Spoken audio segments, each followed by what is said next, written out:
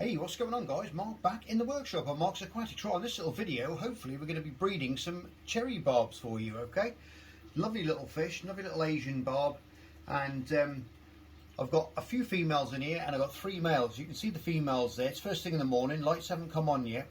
I've just come in here, set the camera up. I'm going to turn the lights on in a minute. Now, water parameters wise, like the tiger barbs, you're on about 6.5 pH, okay? I normally do half aquarium, half rainwater. Just saves me messing around with wood and different things and different chemicals to shift the parameters around.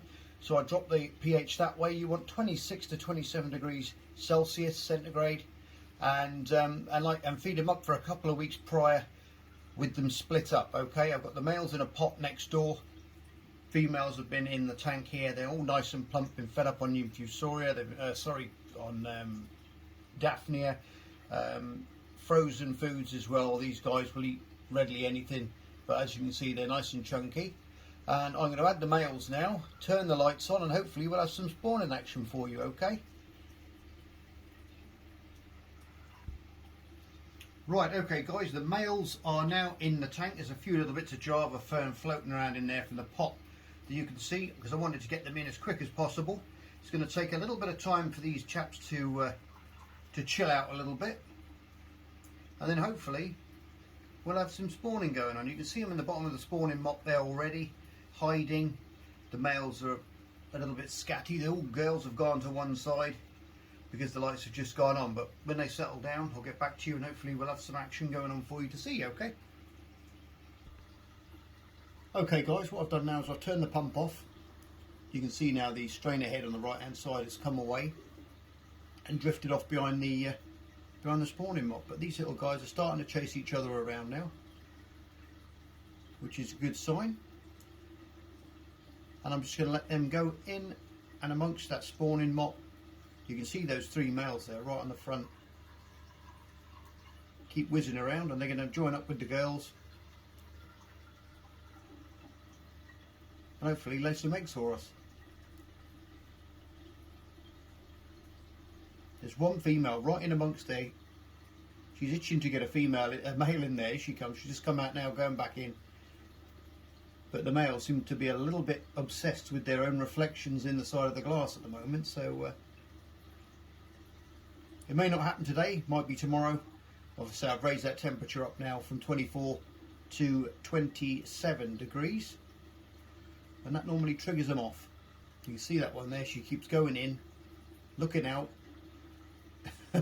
Oh, male's gone in. 2 males have gone in. Oh yeah, we had a little spawn then right inside. Here comes the male out the corner again. So we've had a little flick together.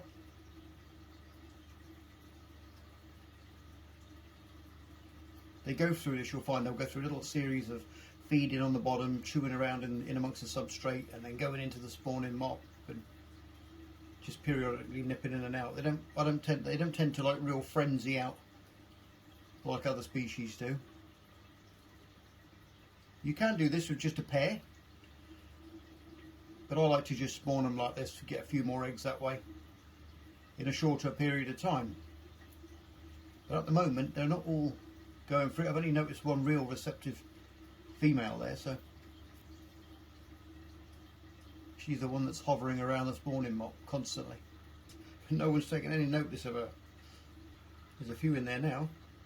I say sometimes these things do take sometimes an hour and a half to get going. I won't take you obviously through all that pain, but that's a little bit more like it. Just went in through the back there, a little flick together. So we're getting a little bit of spawning action going on, which is good. It just goes to show you guys how they act when they come together. You can see those 2 females there, look, wriggling in amongst the fronds of the spawning mop. And the males are completely ignoring them, look.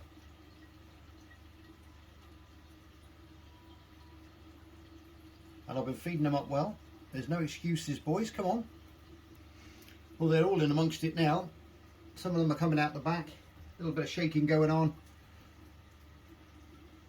Brilliant stuff.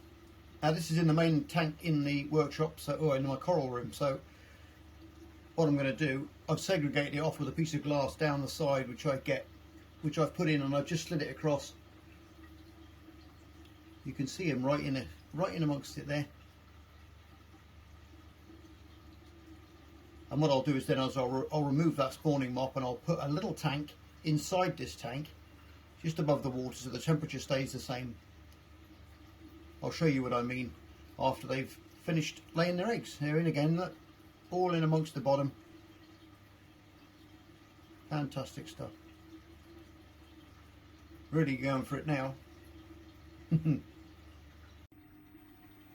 Right, okay guys, the cherry barbs have now been removed. Now, I said I was going to put this tank in the tank, but I've got one of my other little upstand tanks here, which I've put that spawning mop in. Now, I took it out very carefully. I've placed it in here. I always take it off the bottom, put it in a bowl, the spawning mop, and then put that bowl into the water, let that temperature equalise up a little bit, and then just add a little bit of water, and then drop those eggs in on the spawning mop. Now, they're tiny little eggs, and I think most of them are right in the middle. I can't really see that many, but I know there's some in there. I have seen them. So we're going to have to wait now for a little bit until these guys hatch, and they'll be sticking to the side of the glass. And when they do, we'll get back and we'll do the rearing of them, okay? As always, guys, you're all stars. Love you loads, take care, and I'll see you on the next edition of Marks Aquatics. Bye for now.